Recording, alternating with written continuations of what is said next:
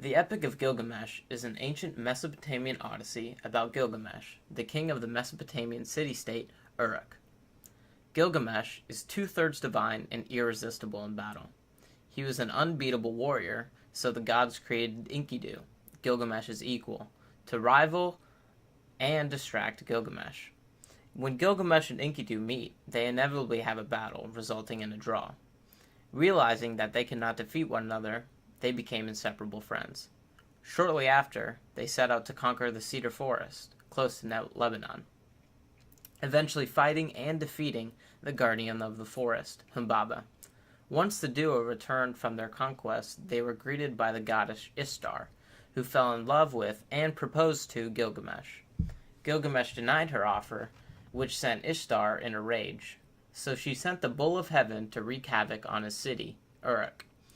Gilgamesh and Enkidu slayed the bull with ease, and threw the thigh of the beast at Ishtar. That night, Enkidu dreamt of the council of the gods, deciding whether to kill Enkidu or Gilgamesh. Their choice was Enkidu. Enkidu died later that day. Gilgamesh, in disbelief, stayed by his body for 6 days and 7 nights, until he witnessed a maggot fall from Enkidu's nose. He was then crippled with the fear of death, and sought out to find Utnapishtim, the survivor of the Babylonian flood, and hoped to gain immortality. Gilgamesh eventually finds him after a long journey. Utnapishtim tells him that he must not sleep for a week to gain immortality. Gilgamesh fails, and then begs for another chance to become immortal. Utnapishtim tells him that he must retrieve a plant from the bottom of the sea and eat it once he returns to Uruk. So Gilgamesh straps rocks to his feet and proceeds to walk down to the bottom of the sea. He then finds the plant, and while he's on his way back to Uruk, a serpent steals the plant. Utnapishtim's boatman takes Gilgamesh back to Uruk, where the story of his adventure is written in the stone at the entrance of Uruk. The story itself highlights human predicaments presented in life.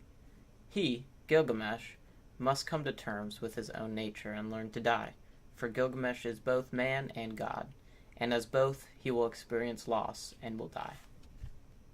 It has been discussed by many scholars that the story is not even close to being finished, and that there's a lot of missing pernate narrative, mostly because of the discovery of the 12th tablet.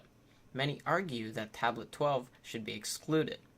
One argument against the inclusion of Tablet 12 is because the text is an almost verbatim translation of part of the Sumerian source Gilgamesh and the Hulupu tree.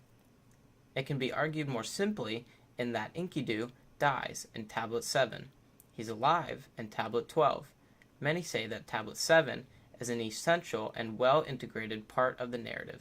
Therefore, Tablet 12 does not belong. The history of Gilgamesh parallels to parts of the Old Testament in the Bible, including Noah's flood, and alludes to the comparison of Enkidu and Adam. The rediscovery of the epic has left an impact that reveals itself through later works such as the Iliad and the Odyssey.